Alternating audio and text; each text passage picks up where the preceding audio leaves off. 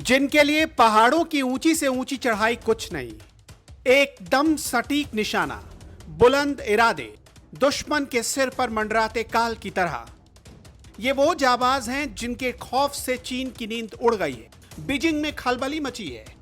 Xi Jinping अपनी सेना को इन लड़ाकों की बहादुरी की मिसाल सुना रहे हैं। एलएसी पर टेंशन के 4 महीने बीत चुके हैं। इन 4 महीने में भारत ने चीन की सबसे कमजोर नब्ज पकड़ ली है और अब उसे जोर से दबाना शुरू कर दिया है।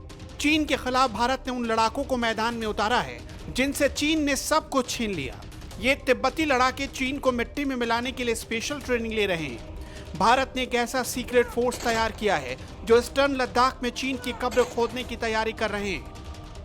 भारत में रह रहे तिब्बती शरणार्थी से बनी सीक्रेट फोर्स, जिसके बारे में अभी तक कोई भी बात खुलकर नहीं बताई गई। अभी यही फोर्स साइकोलॉजिकल वॉर में चीन की कमजोर नब्ज साबित हो रही है। ब्लैक टॉप पर इस फोर्स के शहीद कमांडो को अंतिम विदाई देने जब बीजेपी के सीनियर लीडर राम माधव पहुंचे तो इशारा साफ था, चीन को क्लियर मैसेज भेजा गया था। अंतिम विदाई के दौरान एसएफएफ की विकास बटालियन के बैनर भी लोगों के हाथों में थे। भारत माता की जय के नारे लग रहे थे।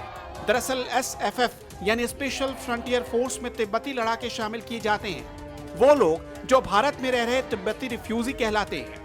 वो चीन से अपना हक लेने के लिए युद्ध करते हैं। 1962 में चीन के साथ हुए युद्ध के तुरंत बाद इस स्पेशल फ्रंटियर फोर्स का गठन हुआ। जब यह फोर्स बनी तो इसका नाम एस्टेब्लिशमेंट 22 रखा गया था। उस वक्त करीब 5 से 6 हजार तिब्बती लड़ाकों की भर्ती हुई। गठन के वक्त इस फोर्स का मकसद था तिब्बत को चीन से आजाद कराना। बाद में इसका नाम बदलकर स्पेशल फ्रंटियर फोर्स कर दिया गया। यह फोर्स कैबिनेट सचिवालय के अंडर आती है और सीधे प्रधानमंत्री को रिपोर्ट करती है। सबसे पहले तो सीक्रेट फोर्स में तिब्बती रिफ्यूजी ही शामिल किए जाते थे, लेकिन इन दिनों इसमें गोरखा के जवानों को भी शामिल किया जा रहा है। अभी ऐसे कुल 7 विकास बटालियन है। इस सीक्रेट फोर्स ने 1971 के युद्ध में भी पाकिस्तान को धूल चटाई थी। गोल्डन टेम्पल में चलाए गए operation blue star, Kargil war और कई काउंटर इंसर्जेंसी ऑपरेशन में सीक्रेट फोर्स के कमांडोज ने दुश्मन की रीढ़ तोड़ दी और लाशें बिछा दी।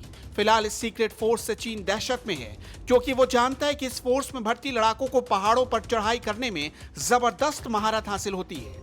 ये पलक झपकते ही ऊंचाई तक चढ़ सकते हैं। पहाड़ों के हर मौसम के आदी होते हैं। दिमाग में डर नाम की कोई चीज नहीं होती, जैसे मौत से दोस्ती हो गई हो। इनके पास लड़ने का मकसद होता है, लक्ष्य होता है। इनका दुश्मन वही है जो भारत का दुश्मन है। इसलिए चीन इस फोर्स के नाम से ही खौफ खा जाता है और यही फोर्स है चीन की सबसे कमजोर नब्ज।